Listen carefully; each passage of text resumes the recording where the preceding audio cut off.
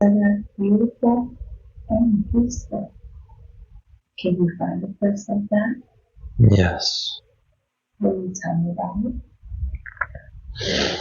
I'm on the top of I think the word is fjord, or is this massive island, this massive, it's a cliffside, which runs right into the ocean. It's flat across the top with shin-high grass, and the sun sparkling over a vast expanse of sea, of green sea, and I can smell the salt on the wind. I can feel the wind in my hair, feel the wind rippling through my clothes, and there are a couple clouds scattered across the clear blue sky. Can you hear anything? Yeah, I can hear wind chimes. I can hear goats. I can hear the wind. And I can hear my own breathing.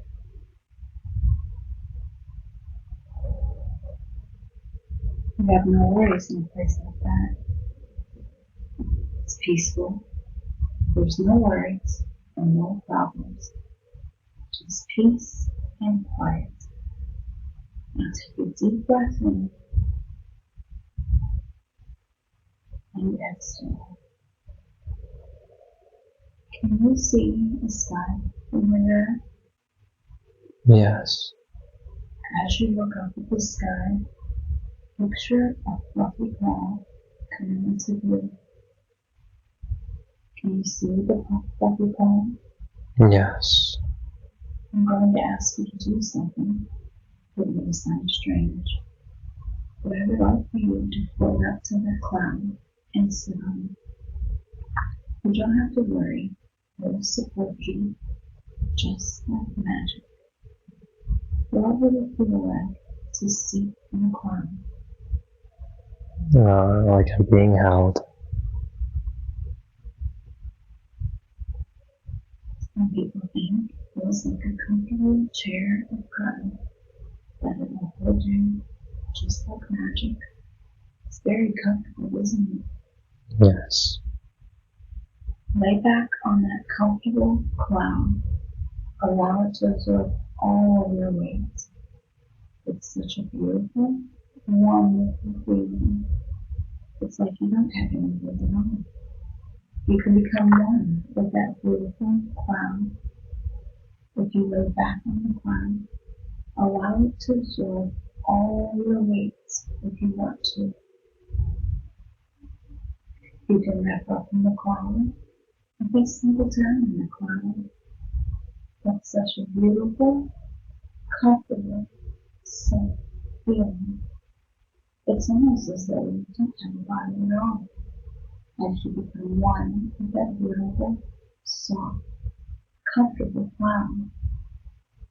And this cloud begins to float through the air, and it's carrying you with it.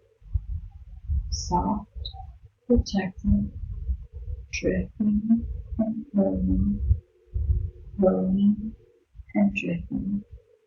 And this cloud drifts over the land, and over the valleys, and over the mountains. It even floats over the ocean, if you want to, carrying you with it. Soft, protected, comfortable, and safe. Drifting and floating, floating and drifting. Over the land, over the valleys, protected and safe.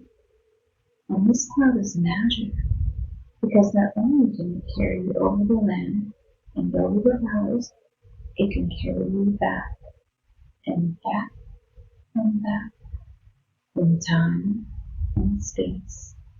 to another time, another place, where there's information we would like to find to help you in the very best way we can. The cloud is moving and it's carrying you back and back and back. We're looking for the most appropriate time and place to stop, look, and experience. The most appropriate time and place to stop, examine, and look at. Now the cloud is slowing down. It's stopping at the most appropriate time and place. Now that the cloud has stopped at the most appropriate time and place, I would like you to drift off the cloud back down, down, down to the surface. It will not be sudden. It will be a gentle drifting down, back down to the surface. As you're drifting down to the surface, tell me the very first thing you see below you. I saw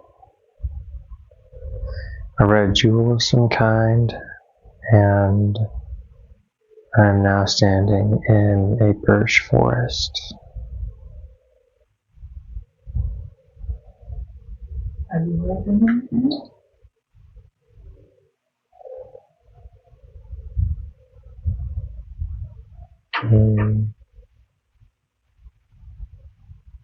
Yeah, I'm holding that red mystery gem.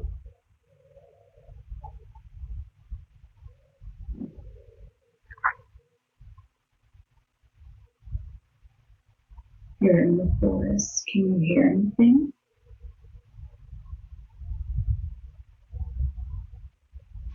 You can hear dogs barking and hear horses whinnying. I can hear men shouting.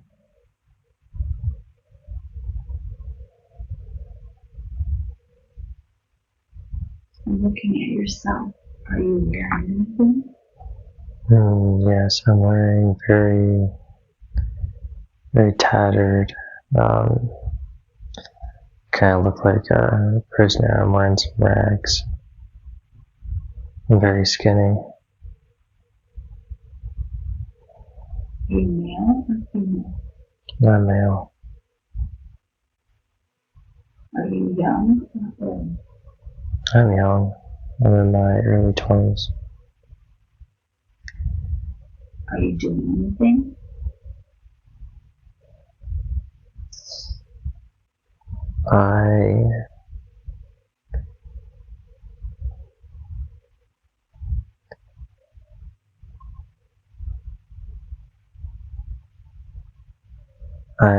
I'm hiding that gem under a tree. Where did you get the gem? I stole it. Well, I didn't steal it for me. I stole it because it didn't belong to the people who it didn't belong to the people who had it. Is it important an important gem? Yes. What is the importance of that gem?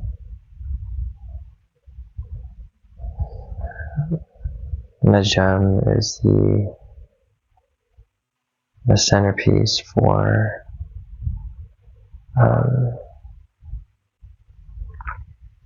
it's a channel of more hostile powers. When I was coming into this world, all I saw was the red of that gem, and it's a very powerful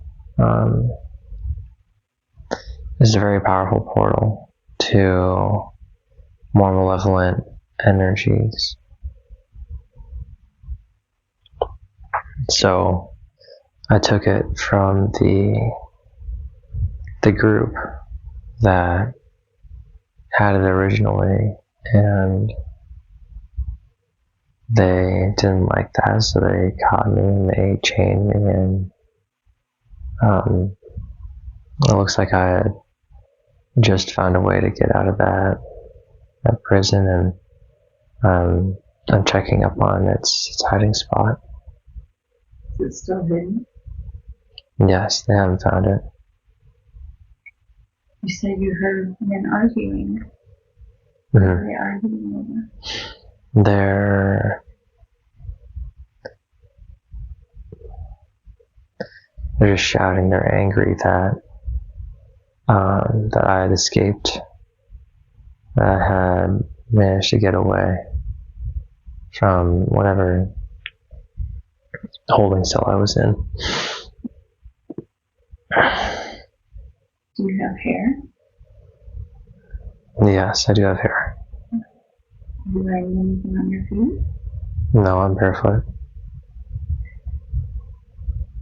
What color skin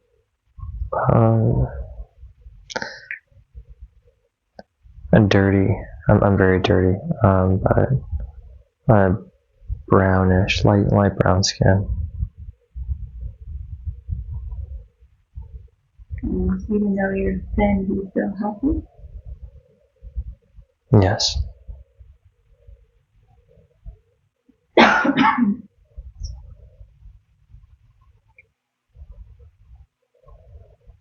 What do you plan on doing after you check on the gym? So now that I know where it's at, I need to relocate it, but I know that I can't. If I touch that gem, then the voices, the whatever entity resides within that, resides on the other side of that portal, is going to start influencing my mind. So I need to get it to someplace to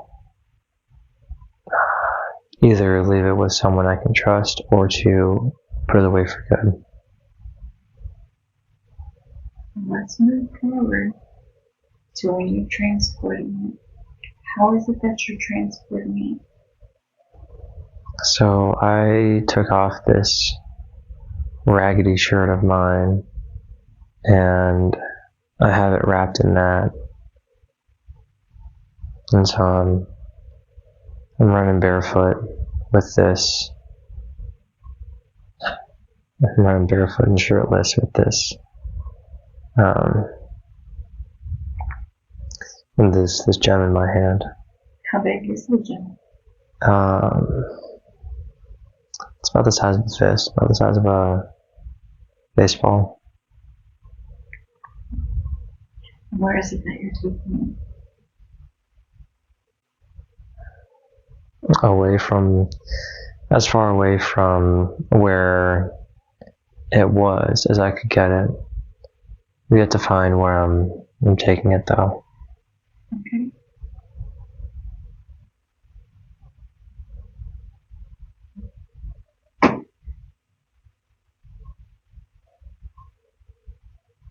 So go to the place where you are going to deposit it and place it. And then move forward to the place where you are going to deposit it and place it. Where is that? What does it look like?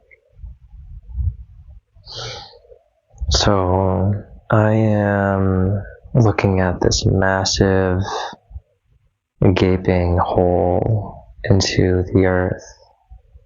It's at the base of a mountain, and it looks like some great thing is punched down deep into the ground below.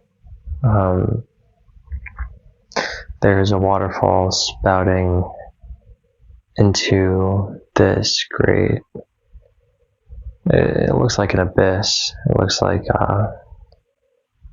just some great hole that nothing has a chance of escaping from. So I'm standing in the grass that's right at the edge of this massive hole. Okay.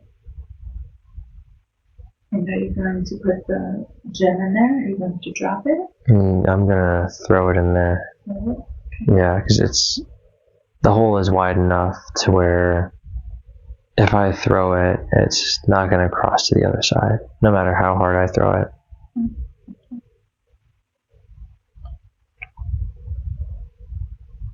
Now, after you have thrown it in, what is it that you're going to do?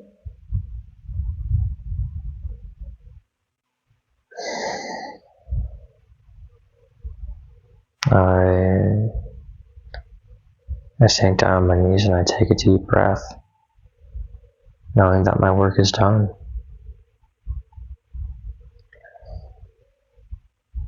And I wait, and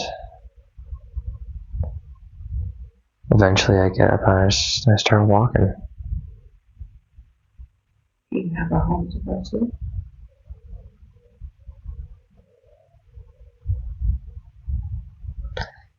Not anymore. What happened to your home?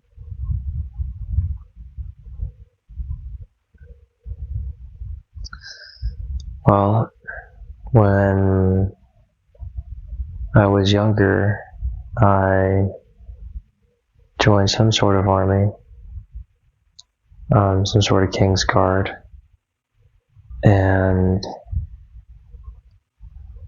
I just left my home. I left my village, but I see myself returning there now, knowing that it was a long journey, and now I can just sit and I can rest.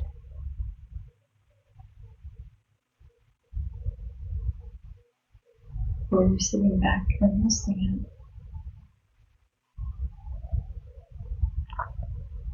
There's this,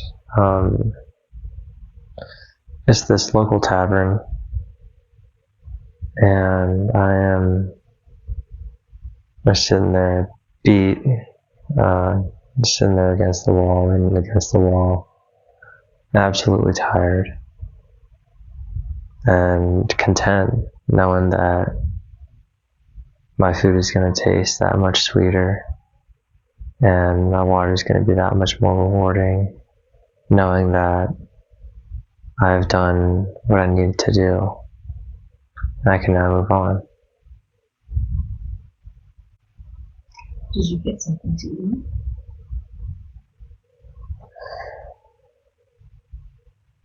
Yeah, I got the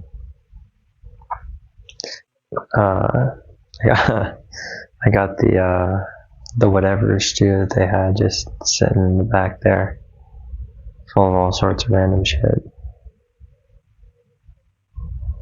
Is anybody there while you're eating? Yeah, there's the barmaid. She's pretty. She's got some black curly hair, and she's got a pretty smile. And there's a couple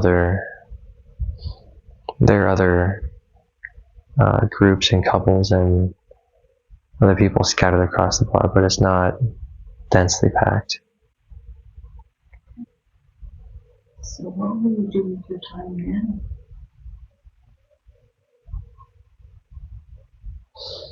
I'm going to talk to that barmaid and see if anything happens.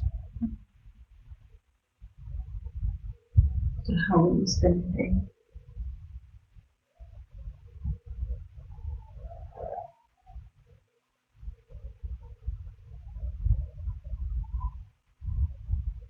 Well, I spend my days just being content with where I'm at, just being content with the life that I lived and the crazy adventure that I had. But that was enough for that one lifetime, so I sit down to Honestly, I just walk. I just travel from place to place, and meeting people and telling tales is enough for me. Did you find clothes? Eventually, yeah. Okay. What do your clothes look like? They're kind of goofy. I have those old pointed shoes that kind of curve up on the ends, but they're comfortable enough. And the rest of it's just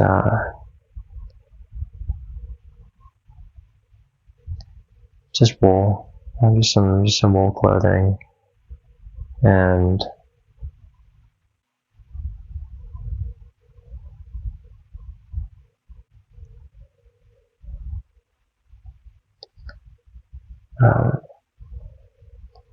I got some kind of leather protection as well. It's kind of leather chest plate or something. Let's move ahead to an important day. Let's leave that scene and let's move forward to an important day, a day you consider to be important. We have now moved forward to an important day. What is happening?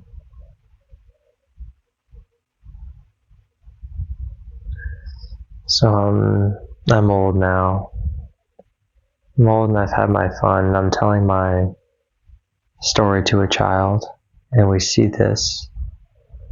It's nighttime, and we see this red light shining over everything, and when we look up, it's just that gem just shining brightly in the sky, just casting its light out, showing the world in this dangerous red light, and it's very, very threatening. So me being old and me knowing that my time is near, I tell the kid who I'm sharing my story to that it's now up to him to try and stop that evil before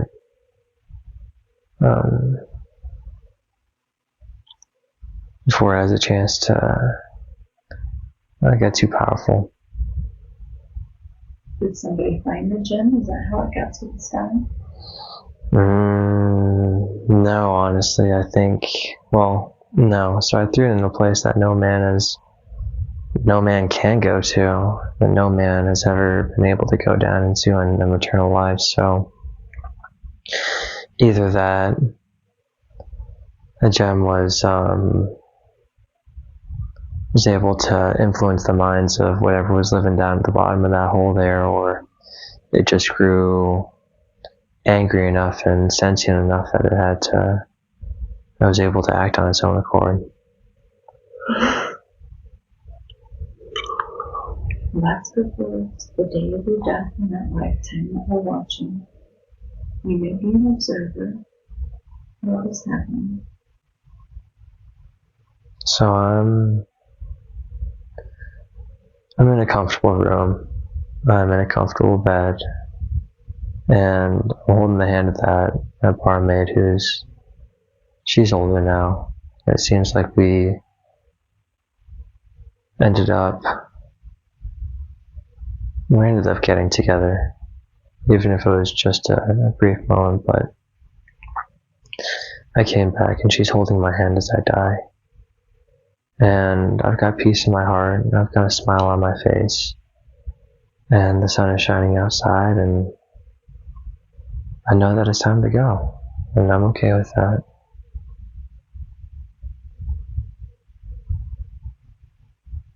You will not have any physical sensations. Whatever happened has already happened, and you're on the other side of it.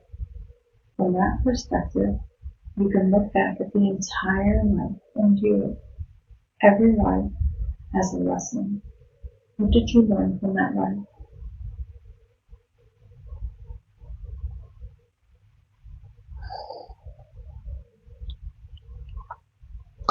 That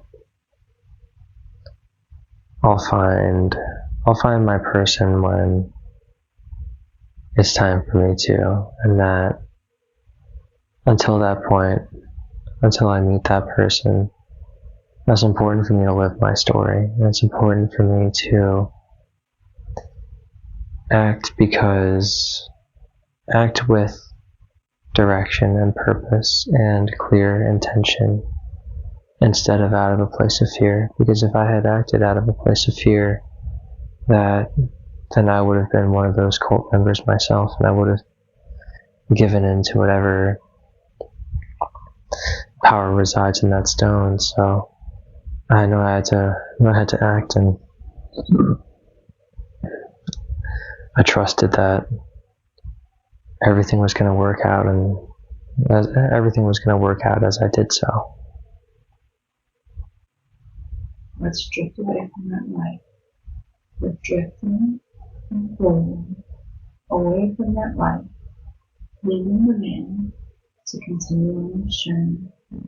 They will find peace. They will find what they're meant to find. We're leaving them there to continue on their path. Now I ask all the consciousness and personality of Donavan to once again return and fully integrate back into the body. Imagine a river of white energy.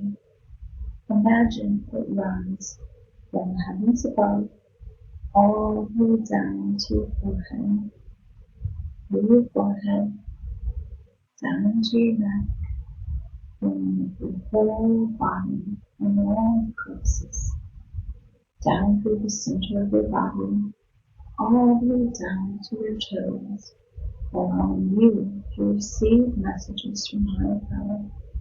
You're still connected to the present, but allow the higher power to speak through you. May I speak to Donovan's subconscious? Yes.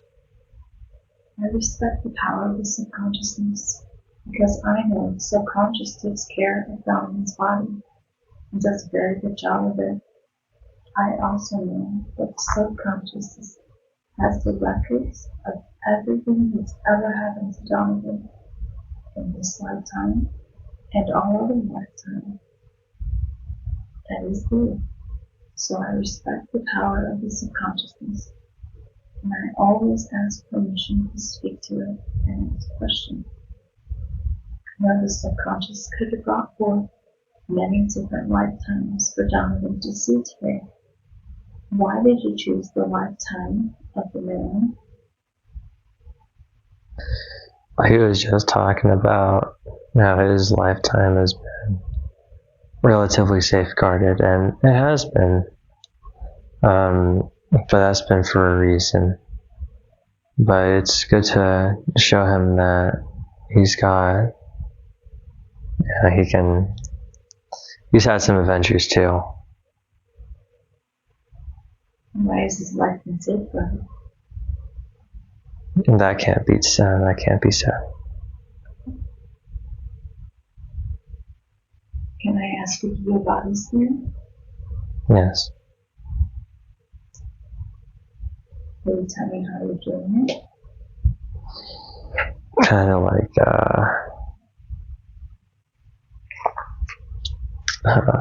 there's just like this red scanner optic thing just kind of runs down my body, and then it comes back to me and tells me everything I need to know. Okay. Where's it scanning at right now? It went through the full body. It's brief, it's quick, but it's accurate. Okay. What about his hair? Will his hair ever grow more? Yes. Okay. So the thing with that is his dreams have shown him the truth, that he just needs to accept that reality. That's the only thing, is when he's limited by his beliefs and what he sees very concrete, right? And with his belief in the concrete and what he knows is real, he doesn't harbor any space for the unknown and the instead of working from the end goal, he's working from where he's at now. And there's no space for him to harbor both, so he has to make that switch into bringing what he wants into his life, but because he can't see that instantly, he gets discouraged and wants to quit.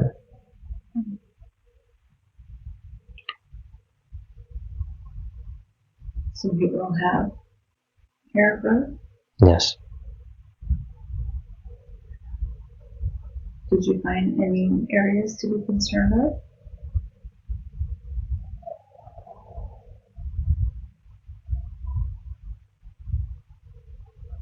No. What about his groin area? The area needs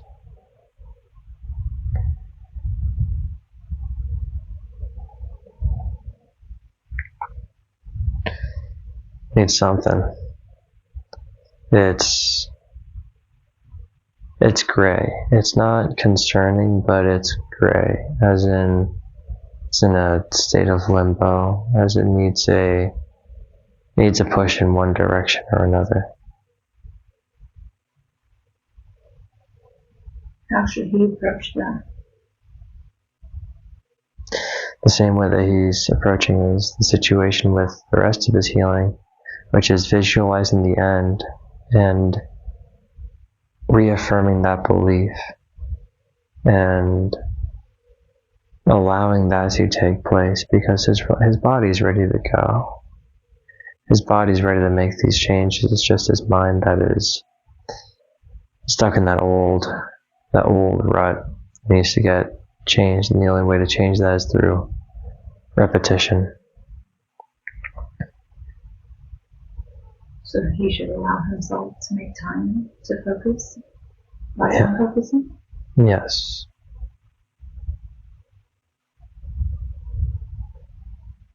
Why did he experience that this lifetime?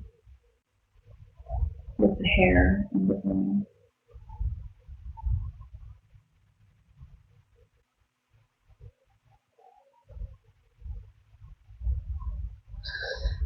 Because he needs reminders that he's human. If everything was perfect, it would have been too easy for his ego to get the better of him, especially with all of these circumstances and the way that he experiences the public and vice versa. So instead of having everything perfectly, he chose to be human, chose to be flawed, and allows himself to embrace that with grace and with love, and knowing that if he wants to change, then he can change. He has to want that. Did this come from this lifetime?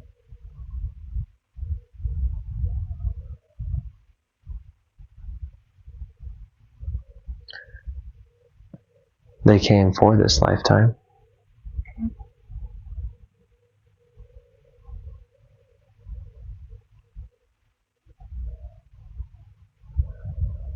So is the body scan done? Yes. Is there any other areas you'd like to address? There's a kind of, it's a controlled fire in his heart. It's not bad, it's not concerning, but it just needs to be voiced that there is that. What's it from? Passion. Passion for finding his wife.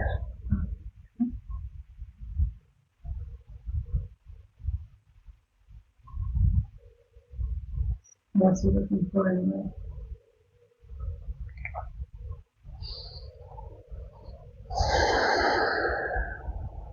there are a lot of qualities that make a woman great, but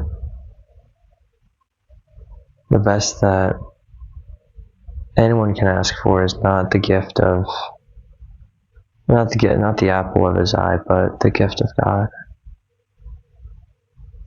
So it's not necessarily up to what the little ego, or what the little Donavan wants, is what God has planned for him and what God has in store for him, because it would have been too easy to find anybody here in Vilseck or in Germany, but that hasn't been the case. So clearly God has a plan for something greater, and it's just a matter of allowing that to come into his life. Are you searching for it? Yes, and therefore implying that he has a lack of, because he's working from this end to the goal, and in truth should already he can move forward in the mindset that he is already married. Has he already met the person? No.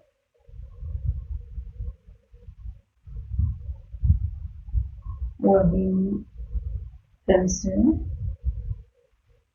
I can't determine that. Can't spoil the surprise either. It'll happen when it needs to, but not a moment before. Is this anything like you brought in to aid with that?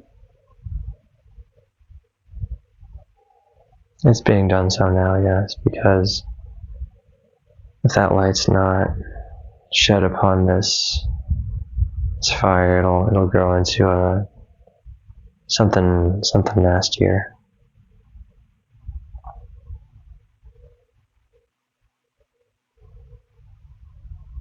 And how is that being done?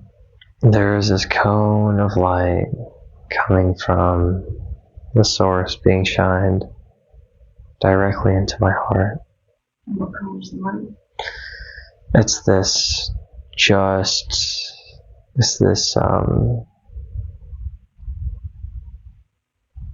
the best way to describe it is the color that the sun rays make when they're peeking through clouds.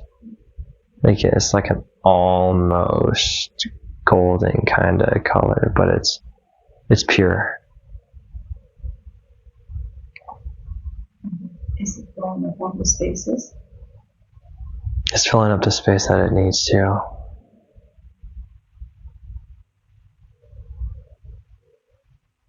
While it's doing that, may I ask you other question? Yeah. What is a light image?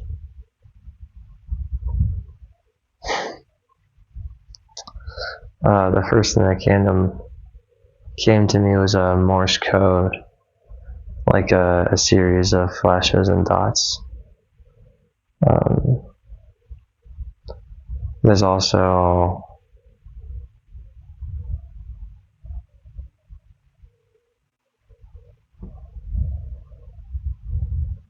something more.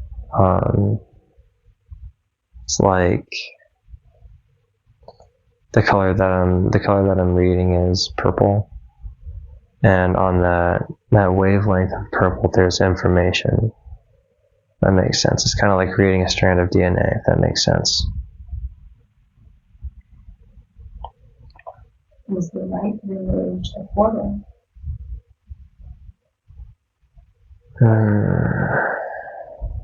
No, but it's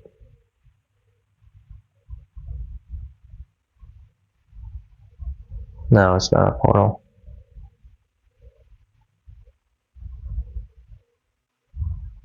How many different light images are there?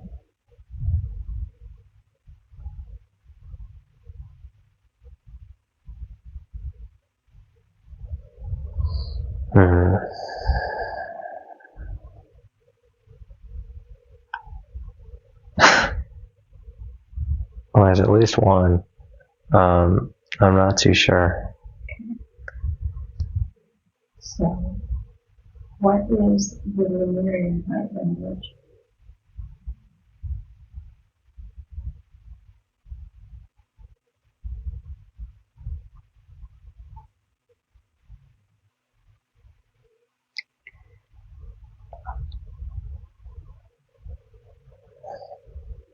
Or what is the Lemurian language? Lemurian light language. See, I got this vision of these beings of light raising their hands in some kind of salute, and see an image of a ship sending rays of light to each other as a form of communication, but other than that, I'm not entirely certain. Okay. What about what is advancement light language?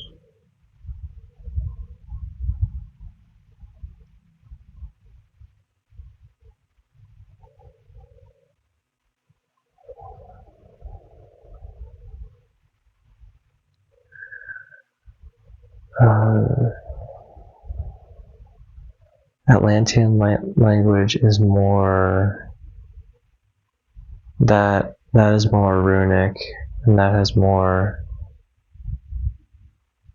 and those runes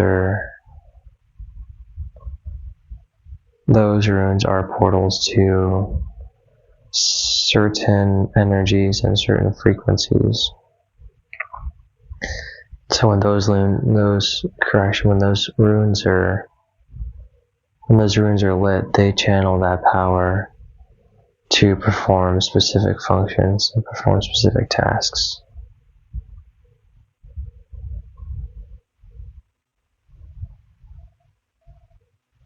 Are those certain symbols? Yes, they're specific symbols that on their own bring a specific energy, but when they're chained together in sequence, they create some kind of effect.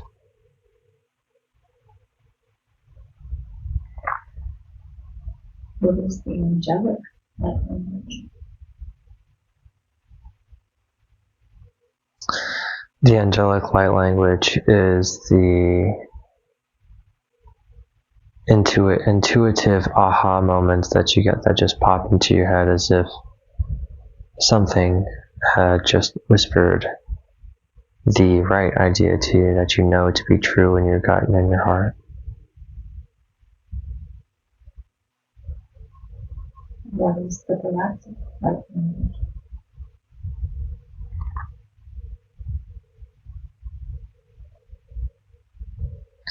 The galactic light language is like the one that I described originally, with it'll be a code of some kind sent out on a specific wavelength that is read and interpreted by those who are capable of receiving energy at that same frequency. What is the Buddhian light language?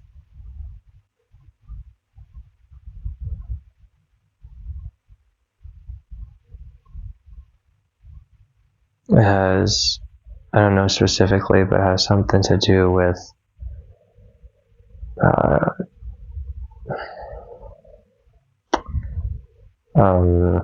pinching the distance between galaxies, I guess, or bridging the distance between galaxies.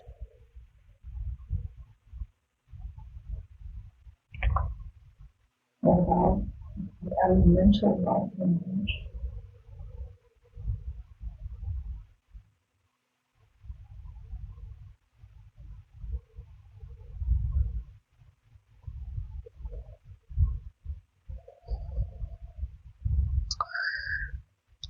I see the elements of yin and yang coming together, and through that the comprehension of of all things. It'd be more Taoist, more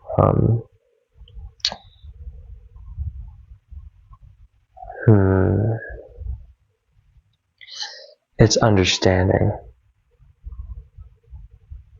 In essence, it is understanding and knowing. Which of those can you use hand motions for?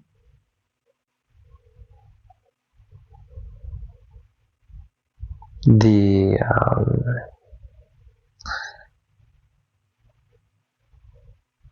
first one, the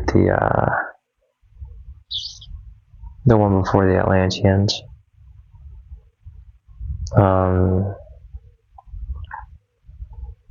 and the Palladians. Which one of these uses frequency?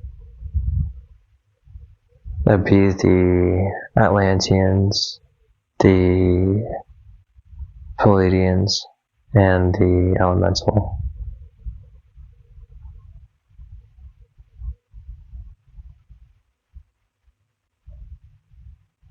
When should we use that language?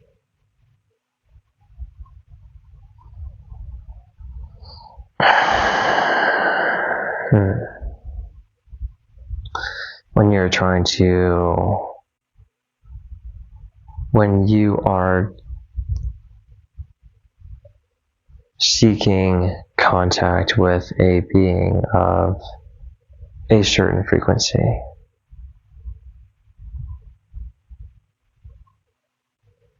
And why? The same with all things as to why.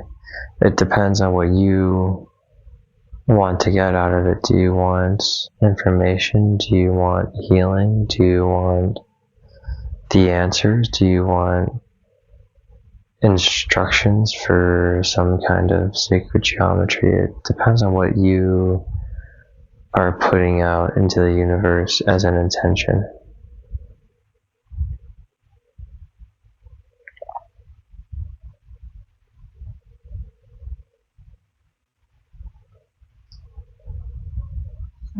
I'm going to give you T1. What is T1?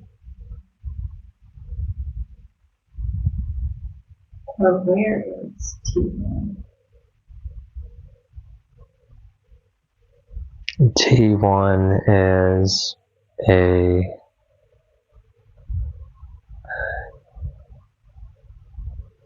an organic life factory located somewhere in deep dark space. Can you see it? No, but that's the point. So there's this massive dark field, and it will reject any advances of higher frequency light, and because what's going on inside is not pleasant. Why isn't it pleasant? No, the farming of souls has never been a pleasant business. But it makes the slaughterhouses on Earth look tame. How do you slaughter a soul? No, you're not slaughtering a soul there, but it's the construction or the attempt to artificially construct a soul. So with all this dark magic and all these dark practices, there's a lot of waste. There's a lot of test tubes, there's a lot of test experiments, and there's a lot of bodies just waiting for that, for when those tests finally come through. let's go to Jupiter's clouds. Amongst the dust, the ice, and the storm. Jupiter's cloud. Is there anything within Jupiter's cloud?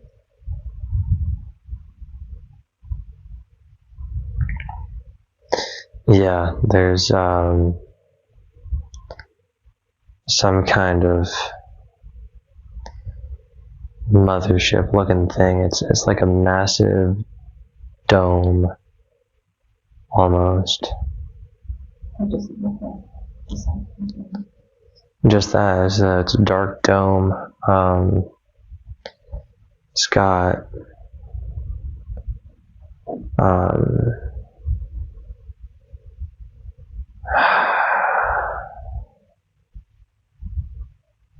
it's got these red or green lights that are spaced out evenly along the edge of this dome.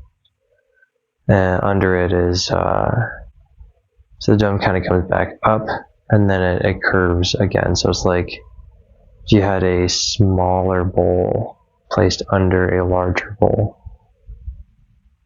but the bowl is like smooth all the way over.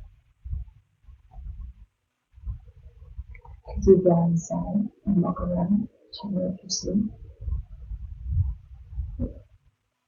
It's a hub of some kind. There's a lot of goings on.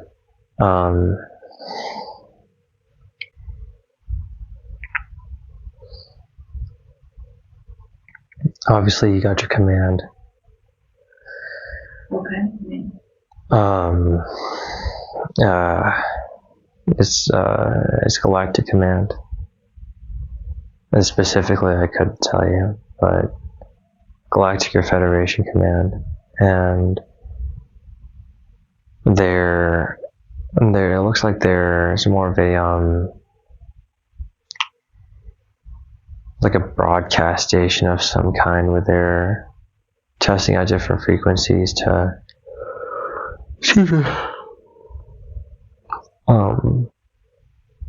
like a communication hub. Like they've got links to Jupiter's moons, to Saturn's moons, to all the different little outcroppings and out planets in our solar system, used primarily for the surveillance of Earth, for the surveillance of the entire solar system. But there is a large focus on the surveillance of Earth because of how chaotic it is. Then there's some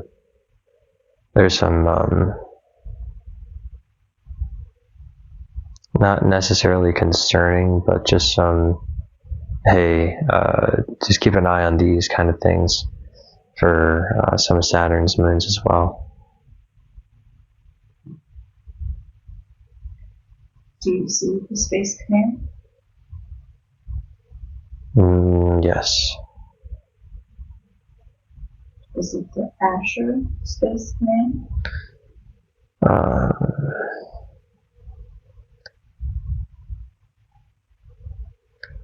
I don't see any of them,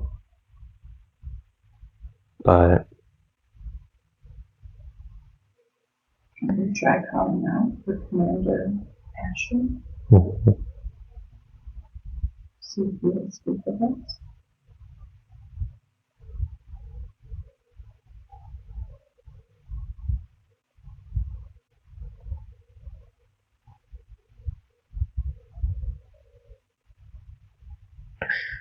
yeah, he's not very happy. No, isn't he happy? He's impatient. Okay. Yeah, he's got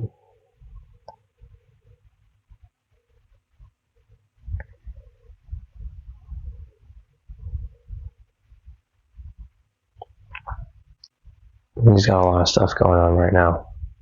Okay, well, can somebody else give you a tour or a guide around? Yeah. Could you physically see him? Yeah, he's he's humanoid. He's wearing this, it's like a mix between like cultist robes and a spacesuit. It's kind of funny. He's got a red mustache and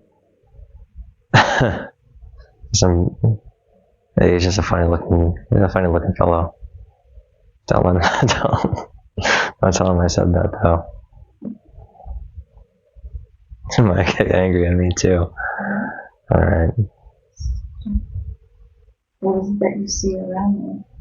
That you see now?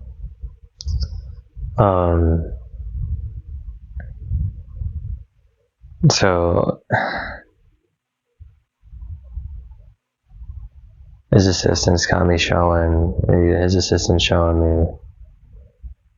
kind of this like this overview of all the different operations that are going on. I guess he's in charge of all these different operations, which makes a lot of sense because I'd be pretty high strung if I was in charge of a lot of operations going on at once. But they put him as a manager for pretty much all those things. And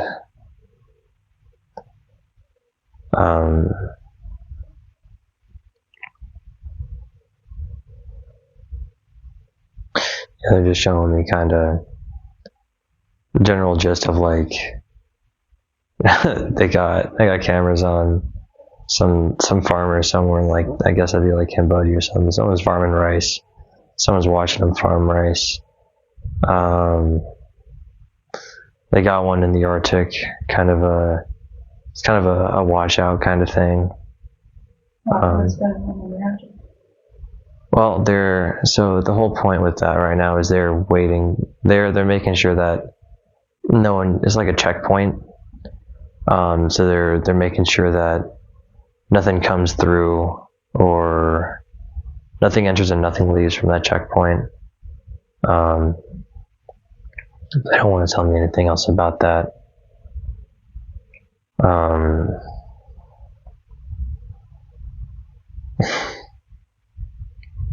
And they got quite a few systems running through DC right now, which isn't surprising. Are they interested in DC? Well, with the current state of political affairs that's going on in the States, there's been a large crowd gathering. There are now a lot of eyes on DC right now, and so they're continuing to assess and monitor to see what's going on, to see what actions they need to take, see what teams they need to deploy in order to counteract, and hopefully prevent whatever kind of energies are going on, whatever kind of negative energies are going on over there. Who's guiding you around on this tour?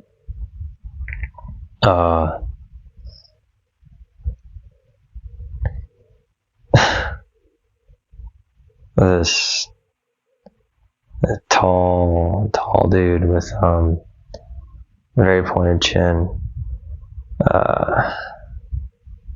He says he's from Titan. Very tall humanoid, bald head, big eyes, and a long chin. He was the guy that greeted me. He's just kind of, I don't know, he's just kind of keeping an eye on me, making sure I don't ask. Well, he's just watching over. Mm-hmm. Did you tell him what you do here on Earth? No, I just kind of, I came in here asking to talk to. I came in here talking to other commanders, and they're all kind of taken aback. But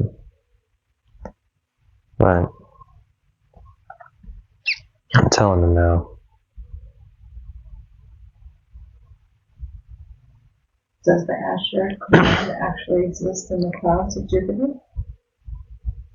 Yeah. Are they a military organization?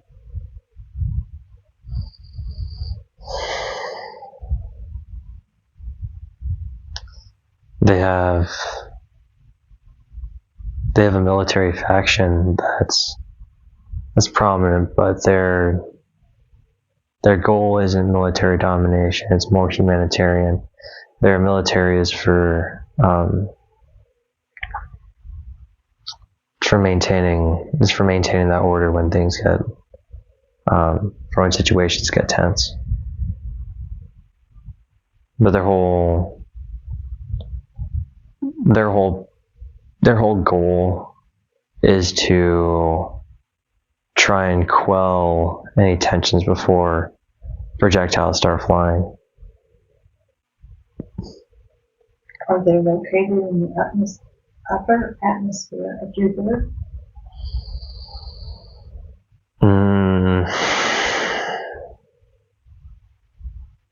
Yeah, I guess so. I mean, they're not like all the way down near the center, so yeah, I'd say in their upper atmosphere. Can you see the storm clouds and the dust and noise outside? Yeah. Yeah, they got kind of a 360 window on it, so you can see pretty much everything. It's kind of cool. But on the inside, do you experience any of that? No. It's like the craft isn't affected by anything, any of the gravity, any of the ice or the wind or the whatever it is. It's all just kind of going around it. Do they have direct communications with Earth humans? Mm-hmm. Cool.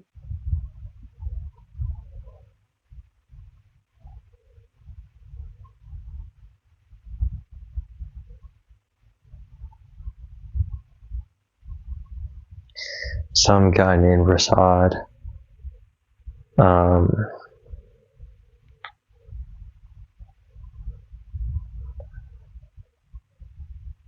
That's all they give me right now. Why are they monitoring human affairs?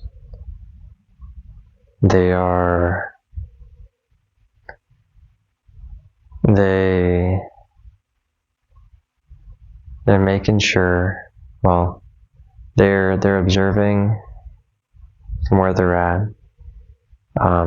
They're making sure that Earth doesn't descend into complete and total chaos. They're trying to maintain that order so that as the switch is happening, people can transition in peace.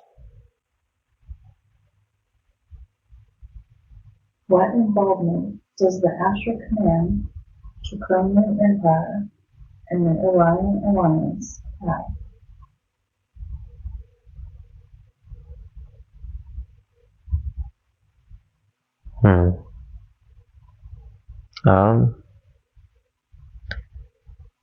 It's more of a barter kind of thing. Like, it's more of a barter kind of thing.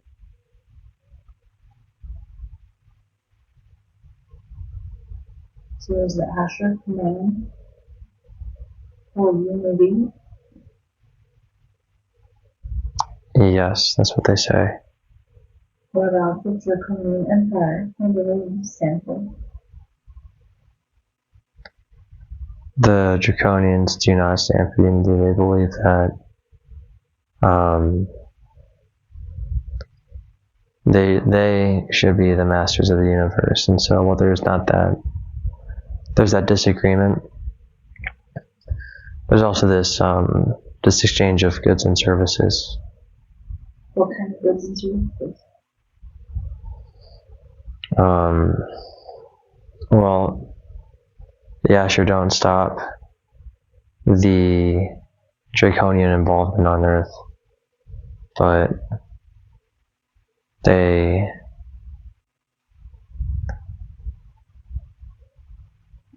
won't stop their involvement on Earth, and they'll employ their own people to do what they can to maintain the order and the balance, which, as you can see, isn't working very well. As far as goods go, that's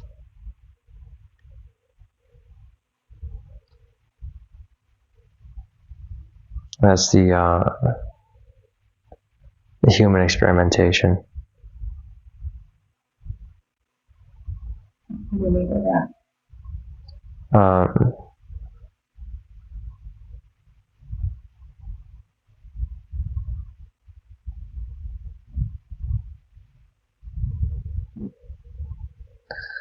The Asher will also allow for the Draconians to experiment on humans. How do they experiment on humans?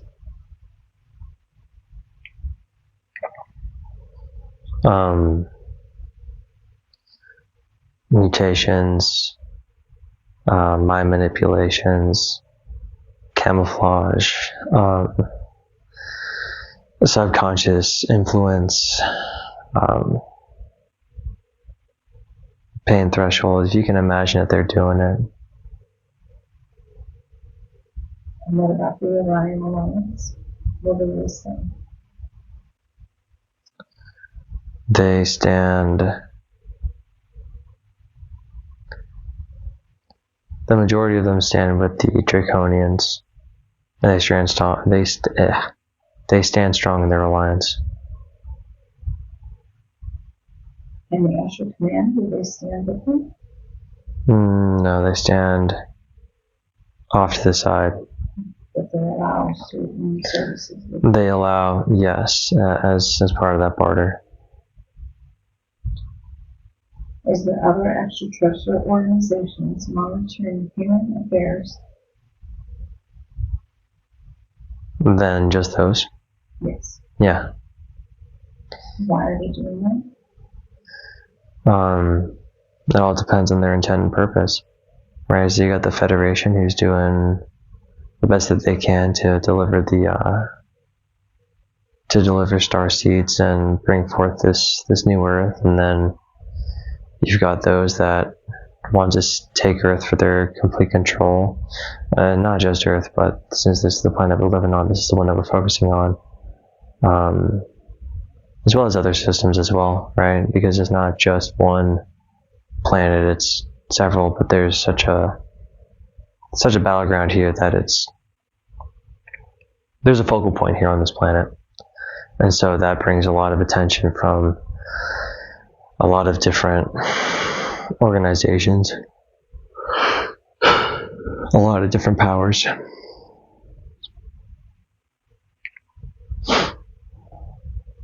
What can humans do, if anything?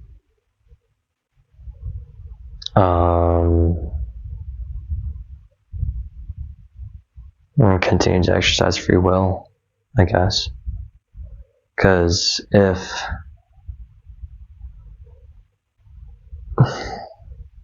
at the end of the day, a guest won't go into your house unless you invite them in. So if you don't let in any kind of external influence, any kind of energy, either positive or negative, and you left up to your own devices to choose, then it's up to you to choose, but you'd better choose wisely and choose with an educated mind. And unfortunately, that's not what we're doing, so you don't see the best or the soundest decisions made. You just you see how people react under the influence of fear and under economic pressure. And those are all things that are not only part of our hand, but of the hands of other extraterrestrial intelligences. Is Asher Command a giant floating city? Yeah. Why are they hiding in a storm cloud on Jupiter? So they can monitor the entire solar system pretty much undisturbed. Can they communicate telepathically with people of Earth? Yes, but they have to use outposts to do it. What's an outpost? It's like a telephone line, I guess, where the message will get sent up from one relay to the next before it gets broadcast to Earth.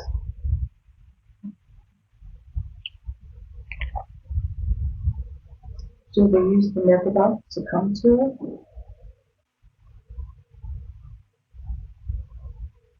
I don't know. Do they use Archangel and Metatron for traveling? Archangel Metatron uses them. Use them? He is them. What's his role in all of this?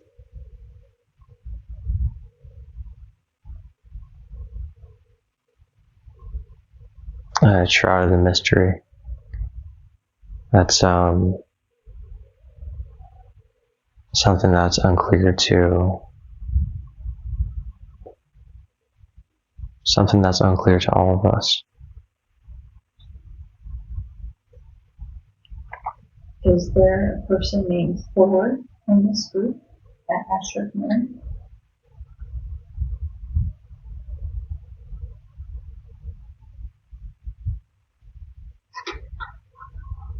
Yes. What does he do?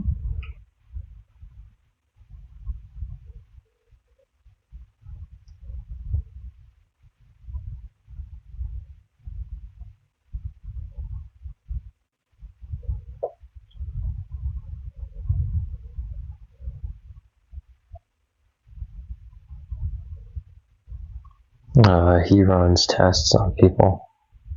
What kind of test?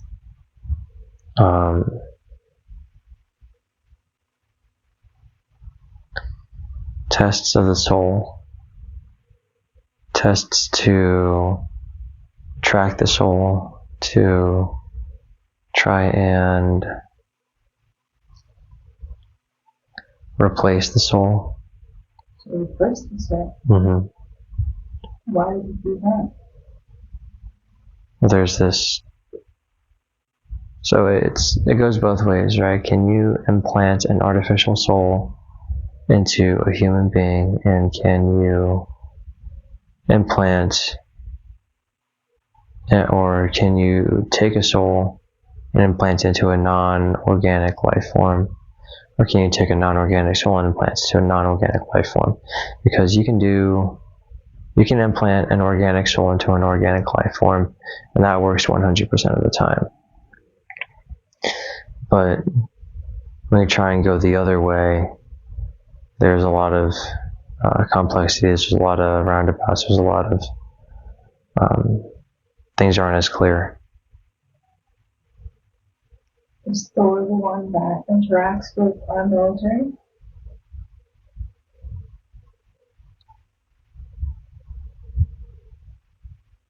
Oh yeah. And how does he do that? Testing. The same kind of testing? Mm-hmm. So he takes somebody who's non-military and exchanges it with somebody who is? No, he'll just select military members to be tested on. Does he explain to them what he's doing? No, it makes it easier that way. Would the person even know? Not until it's too late. So there's nothing that they could do? They can walk out of that door, but there's a lot of resistance. They would encounter a lot of resistance in walking out that door, but they can definitely do it if they try hard enough. Is the Asher Command group a disguise?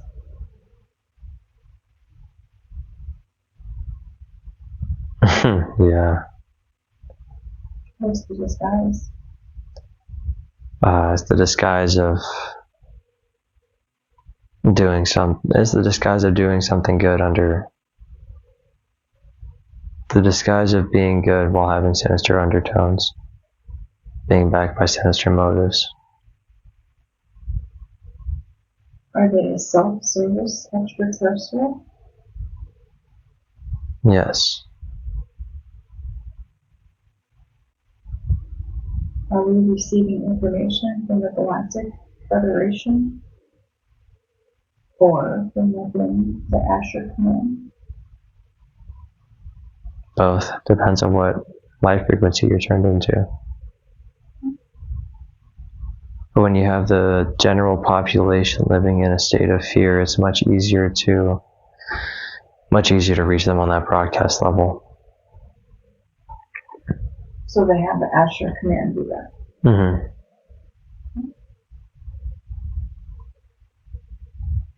And is Asher the one in command of this operation? No.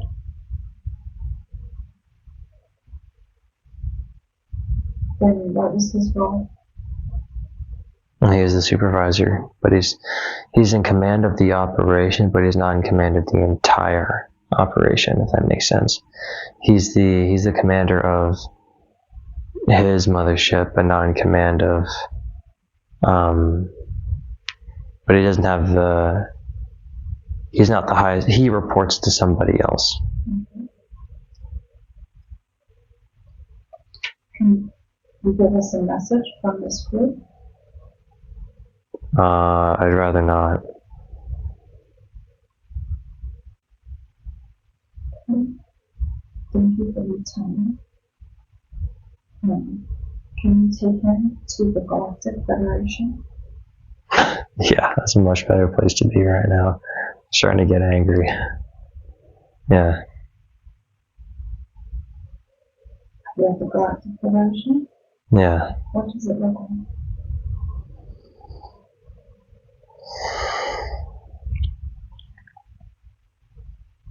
I'm not gonna lie, it looks like the hub from looks like the Rick Council from Rick and Morty, where it's like this kind of a Y-shaped thing. Kind of a Y-shaped thing with a real long tail coming out of the center. That makes sense.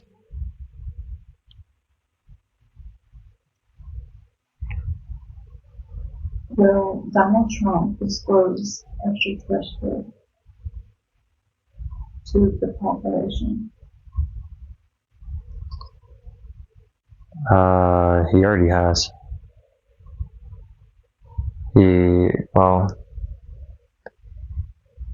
He's as Project Blue Book gets more and more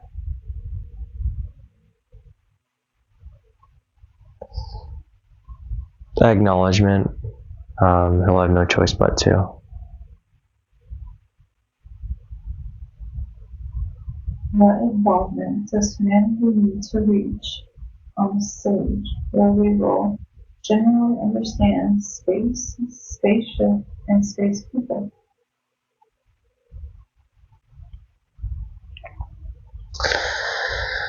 The first thing that we as humanity need to do is understand and come back to the realization that magic is real. Magic being the manipulation of energy and the creation of miracles through the influence of the greater subconscious. But once we as a collective understand that miracles are real and that magic is real, traveling outside of our bodies, traveling outside of time and space will be significantly easier, because right now you're pushing material objects out of a material place when it'd be significantly less impactful to just take immaterial objects and push them out of material space.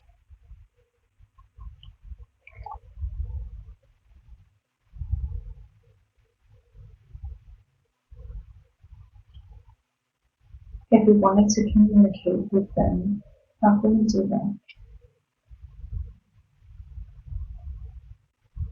You can use your light languages. And how do we do that?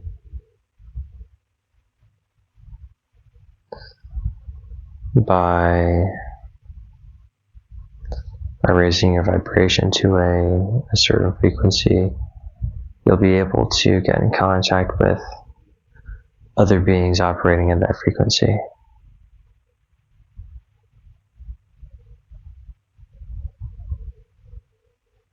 What do Earth-like humanoids look like?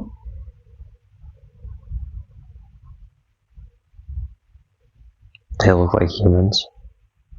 What is the purpose? To function as a human does, but not entirely so. More like an NPC, I guess.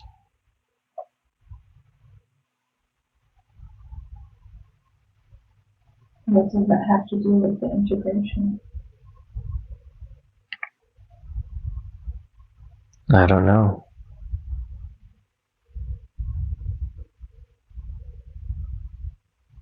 Would be small gray BTs today.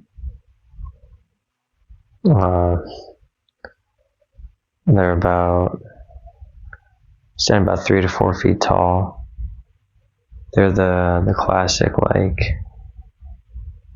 big head, big black eyes, small body, little arms, kind of classic aliens kind of thing. What is their purpose?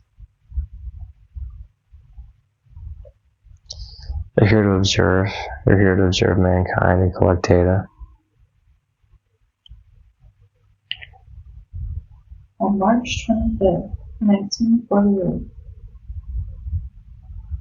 there was a controlled landing in Aztec, New Mexico. What did the ship look like?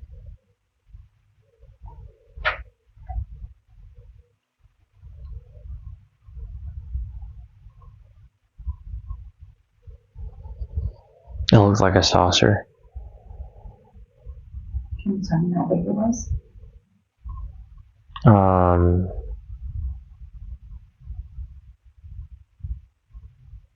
Let's say about 20 feet in diameter. Who was on the ship?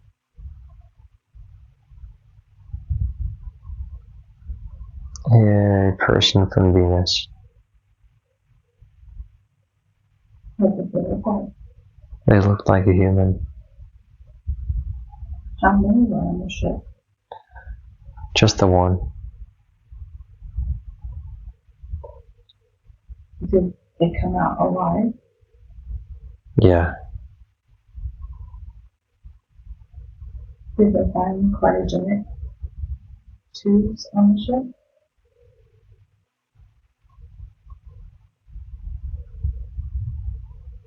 I don't know. Go back to that time. Go into the ship.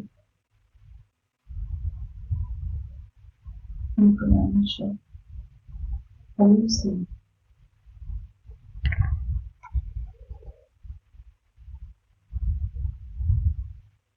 I see their control apparatus in the center.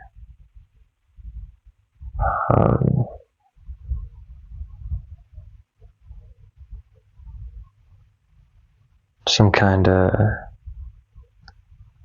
sleep pods or sleep chambers. How many of those do you see? There's a lot. More than what's needed for this one crew member. Is there anybody in Yeah, there's people in them. What do they look like? They look like people and things that almost look like people. Do they look young or old? Most of them are young. Do you would guess an age? What age would you say that they are? No older than 15.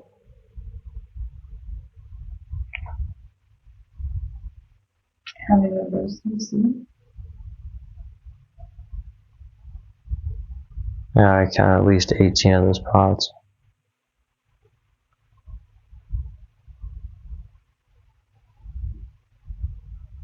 How long did they stay on Earth?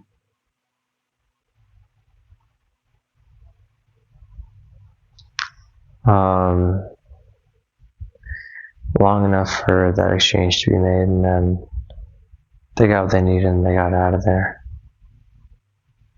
What does the Galactic Federation do?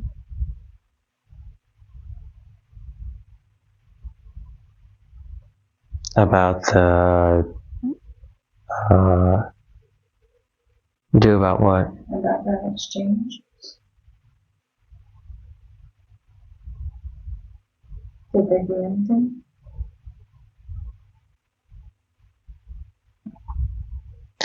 They attempted to intercept that spacecraft, but it got away.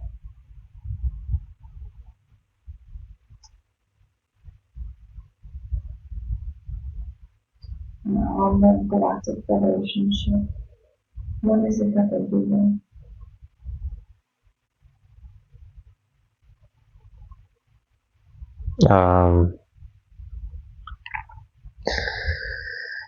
Pretty much the same thing as the ship on Jupiter. They keep tabs on all different kinds of conflicts and encounters and goings on of Earth and other worlds in the solar system, or sorry, other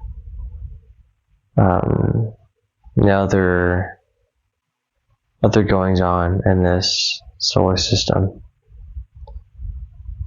Do they have movements like the United Nations? Yeah. What do they expect?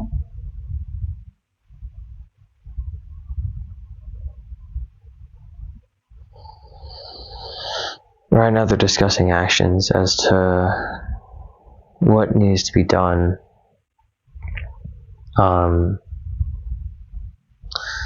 What actions and what steps need to be taken right now on Earth to keep it from spiraling into chaos.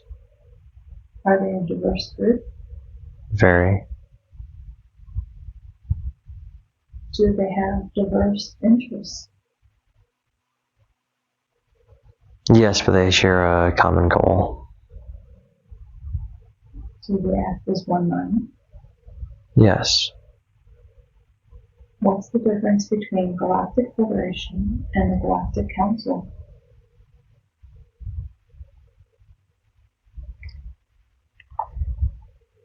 Simply, the council is the people who they're the beings who come up with the ideas, or the beings who download the ideas and how to execute them, and the Federation is the executioner.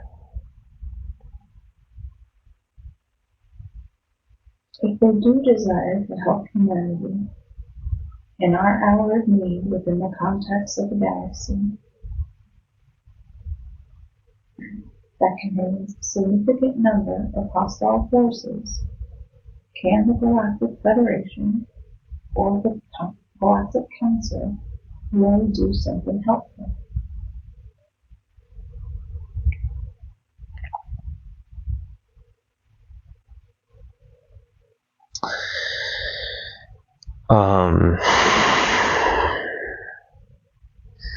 Well, the Federation isn't there to go to war. They're in place to make sure that whatever culture exists on that, whatever civilization or society exists, doesn't get to the point that we're at now. But since we're already here, there's only so much you can do. What are their resources?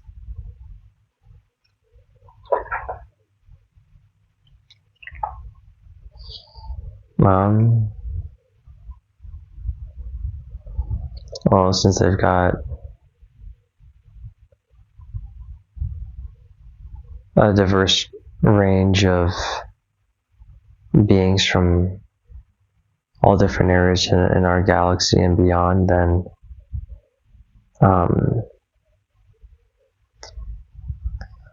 they have a wide range of resources a wide pool of resources to utilize.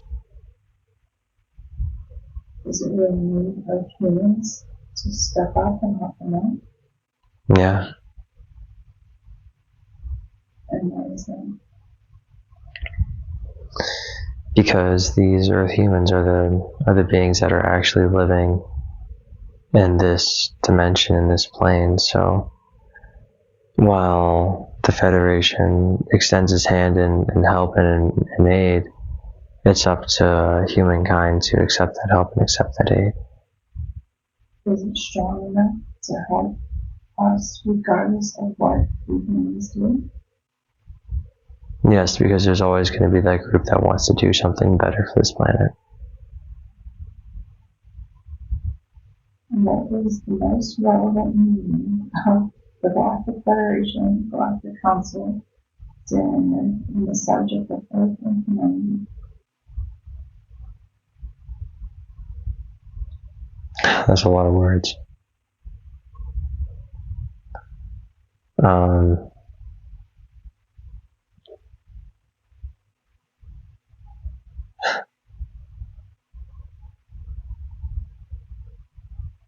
What's relevant in the subject of Earth and humanity? What should we take away from this conversation? So, all life is sacred, right? From the smallest little flea to the largest whale. And life is a gift on this planet.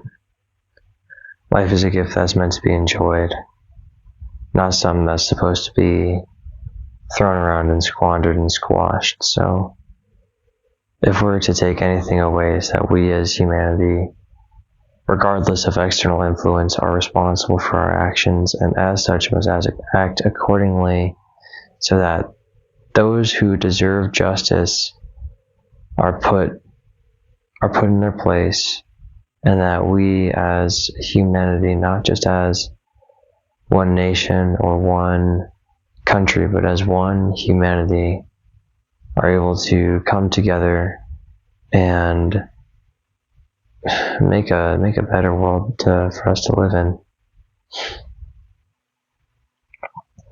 What is the Galactic Federation responsible for of Earth matter? Recruiting and deploying starseeds where there is a need. Are there members of the Galactic Federation who oppose the investment of human affairs?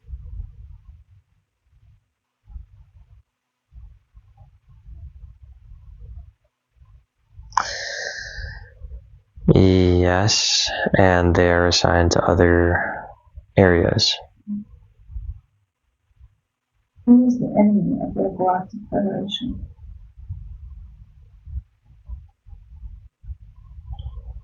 There is no us versus them for the Federation. There is more, since the Federation believes that we're all part of one greater source. There's no enemy, and that's why there's really no army of the Federation, because they don't believe in conflict. Well, they don't. When their viewpoint on addressing conflict is to come to a peaceful negotiation. So the opposite of that would be those who don't respect that oneness, and those who don't respect that sacred connection to the source, and those that want to take power for themselves.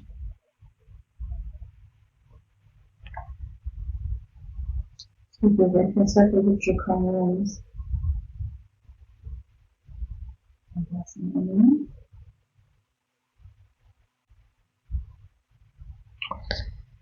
in the loosest sense of the word, yes, but it's more of they don't share the same viewpoints and they're on the same, it's contested territory. Best way that I can put it, because they have their own viewpoints, the Draconians have another. And so there's that, there's going to be that pushing, that pulling, like a game of tug of war. With both sides representing their own viewpoints and their own beliefs. But at the end of the day, it's, in this metaphor, at the end of the day, the rope will decide where it wants to go. Do they consider the current sitting U.S. president a rival? They consider him a man of danger and one who should be treated with caution, yes. Why should he be treated with caution? Because he's taken this country and kind of turned it to his own personal playground. He's a small kid with a lot of power.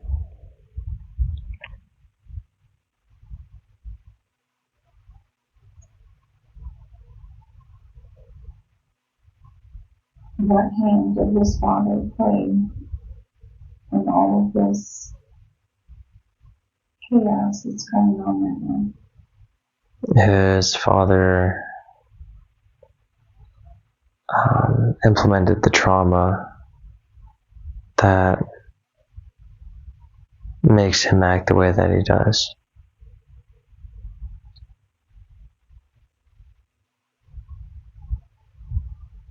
If the Galactic Federation stopped its operations, would there be significant planet-wide destruction? Yes. Is the Galactic Council and the Galactic Federation the same thing?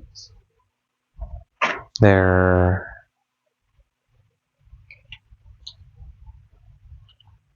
two parts of the same whole. So is there something else called the Galactic Confederation?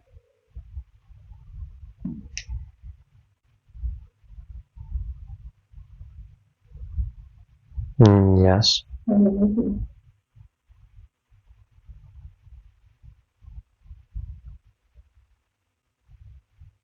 I don't know. At the Galactic Council, what is it that I will have? Go to the Galactic Council and find me. What do I have?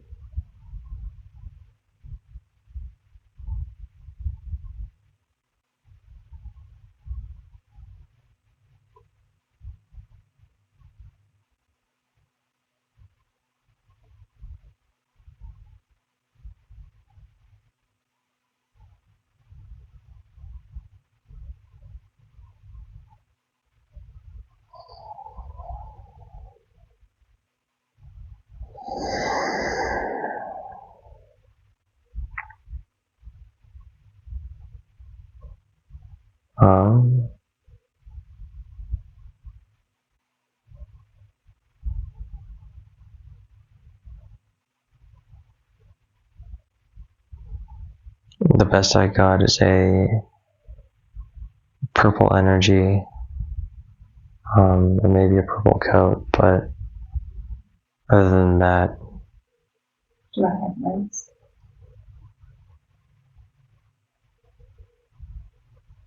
Yes. What does it look like from the very walk? So anything significant?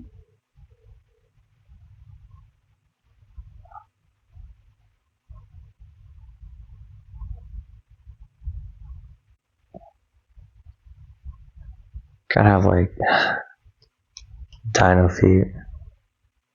Like the knee curves back and then the toe curves back down onto the ground. I don't think so. That ain't right.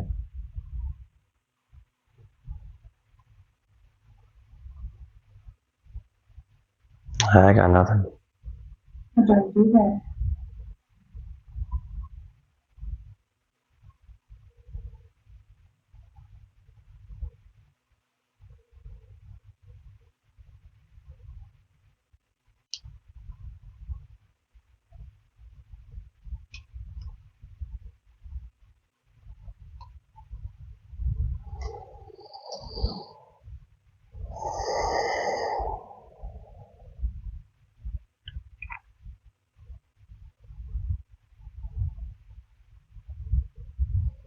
You're kind of a manager or an overseer into affairs, into human affairs on this planet.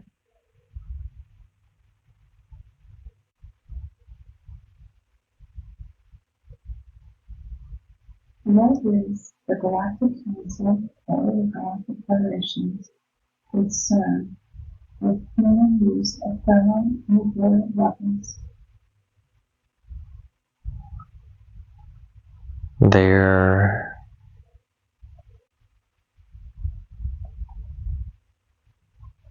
concerned that the effects of thermonuclear weapons will travel beyond this, further beyond this world than we could possibly understand. Has worlds won that before? Mm-hmm. Yeah. You mean one world that has? Ataris?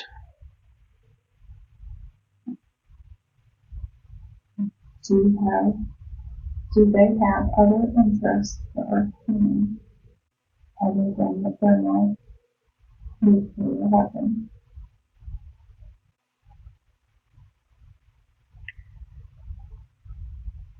Who's they?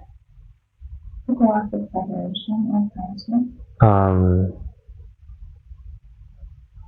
They're more so concerned with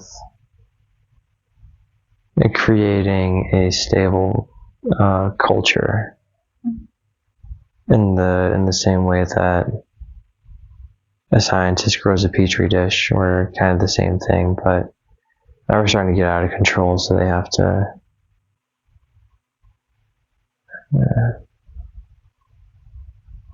Is the Draconian Empire the same as the Omegans?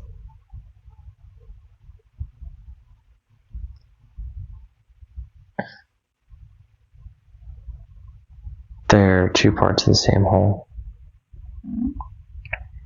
Is the Syndicate the same as the Orion Collective? Yes.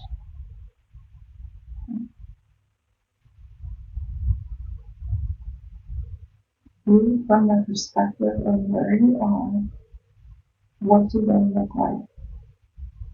The Orion Collective. They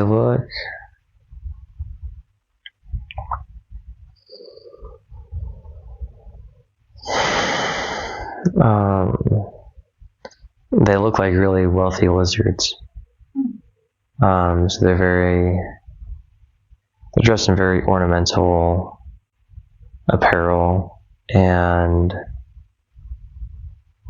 they're very smooth, right? It's like they're becoming more humanoid than reptilian through this evolution. What about the Draconian Empire? What do they look like? They're more beast-like. They're more like a gargoyle, I guess. They resemble a gargoyle closer to like a mixture between a gargoyle and a lizard than they do a human.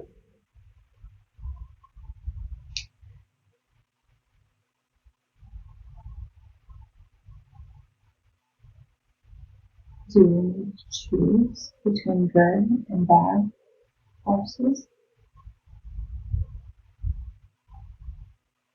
Yes, you have to choose between good and bad every day. That's just the way that it goes. Is that only if you experience that?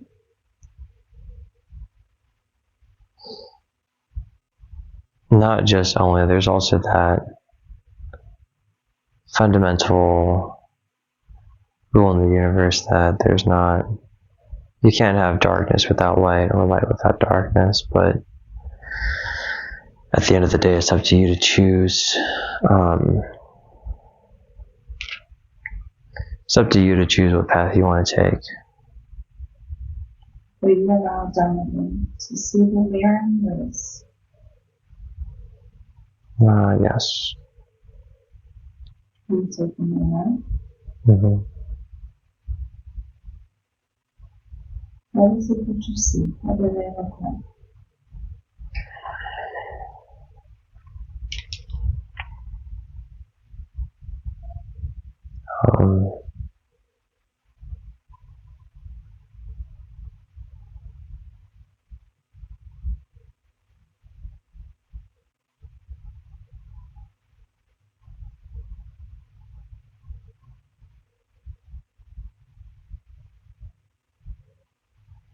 They have a very,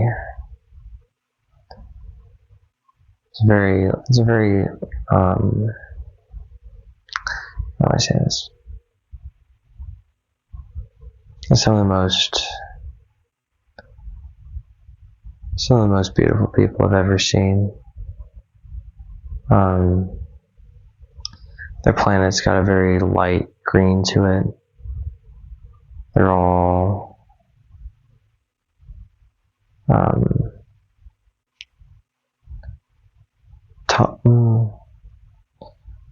they're all taller than the average human by just about a foot, so on average they're taller than us. And they all seem happy.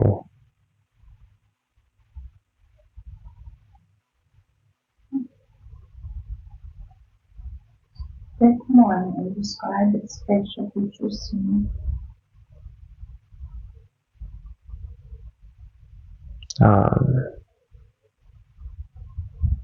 She's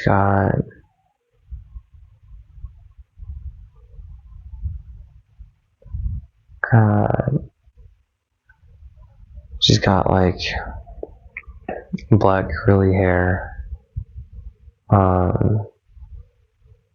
thin eyebrows, these fierce,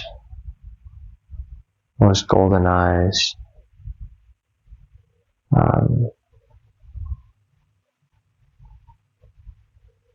High cheekbones and a dimpled chin. She's long and slender. She's very pretty.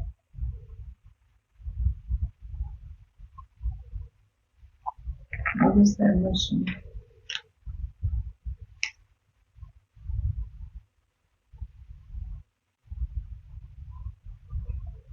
They're also beings of love and light. How does all of this information play into Donovan's future?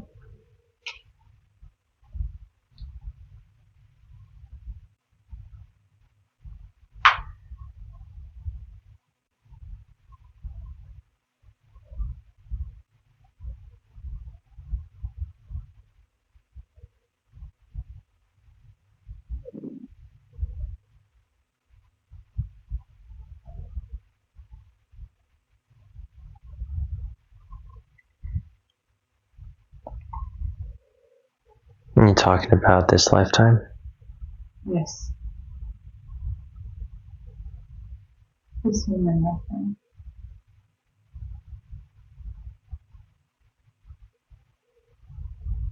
Eventually he's gonna meet with people like these, and he's going to meet with extraterrestrial life forms.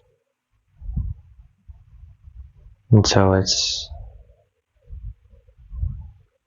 up to him to be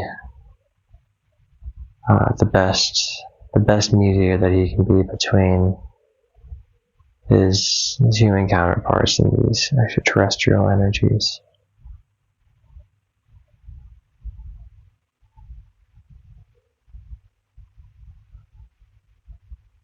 Will he have further communication with the Galactic Federation?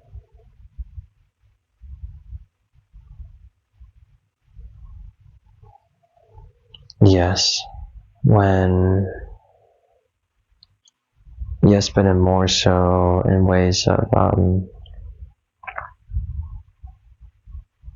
if he misses something and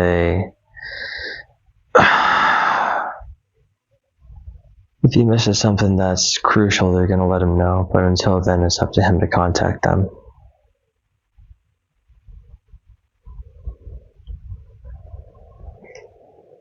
Whenever he has contact with his future,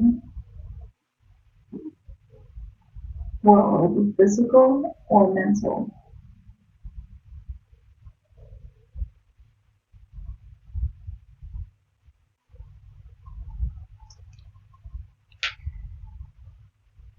It's going to be mostly mental, but that doesn't mean he should prepare for a physical visit as well. You should always prepare for a physical visit, but the easiest way to communicate, the most direct method of communication, is mental. With whom are we speaking with at this moment? This is his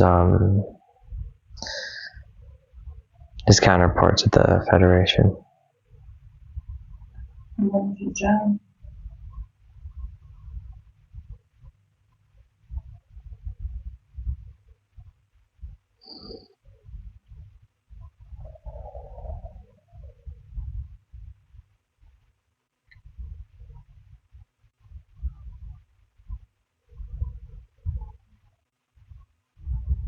My job is to help guide the world to a better place. Can Donavan call upon you for further information? Always. And has he looked you in? By sliding into that channel of open communication, it's easiest to operate on that frequency of pure light.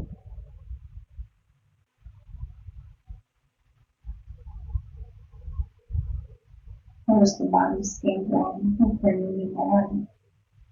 It's done.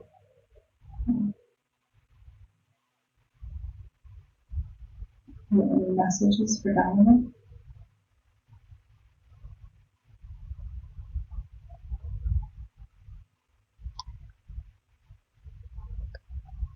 Follow those teachings and begin with the end in mind.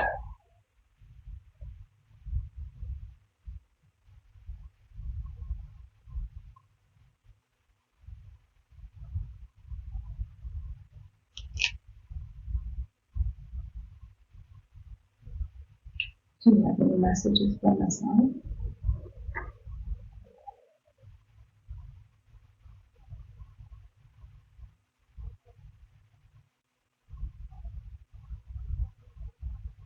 Not at this time, no.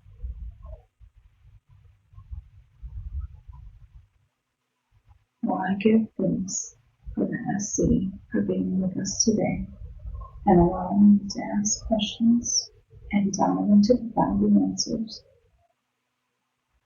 I'm asking the subconsciousness to receive to where it belongs with much love and thanks for the help and information that is given Donavan today.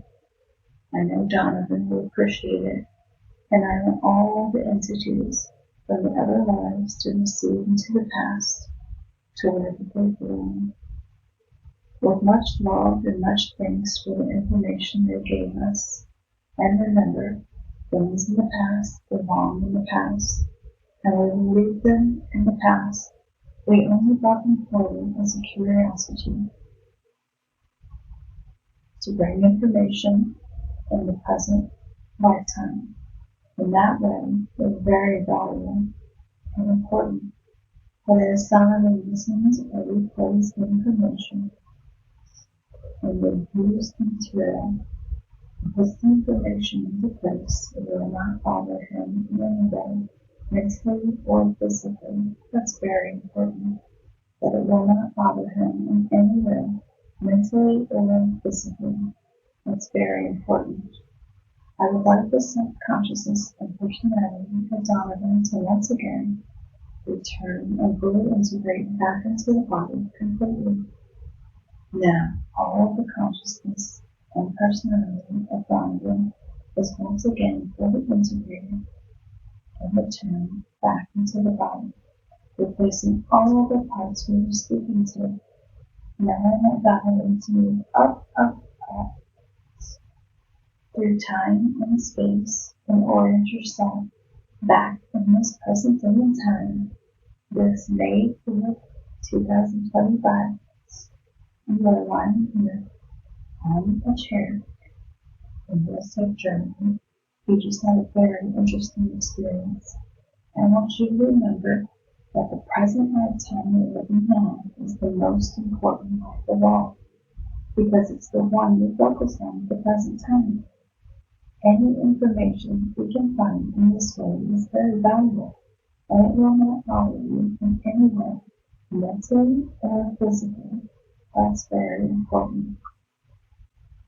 I'm going to count to 10, and on the count of 10, you'll be wide awake, feeling wonderful all over, as though you've had a nice, relaxing nap. You'll feel truly rested and refreshed. Anytime you do anything like this, it will be an enjoyable experience. Now follow me up as we go to the count of 10, where you'll wake up and feel wide awake and feel wonderful all over. 1, 2, you're beginning to breathe a bit faster. Your blood is circulating a little bit faster because you're beginning to wake up. 3, 4, you're becoming more aware of the physical body, very much aware of your body. 5, 6, you can move your arms and legs, the muscles are working and circulating. 7, 8, you are aware of sounds in the room and outside of the room. You're very aware of your surroundings. You're oriented back here in this time and space. 9, 10, you're beginning to wake up, coming up nicely, you're wide awake, feeling wonderful all over.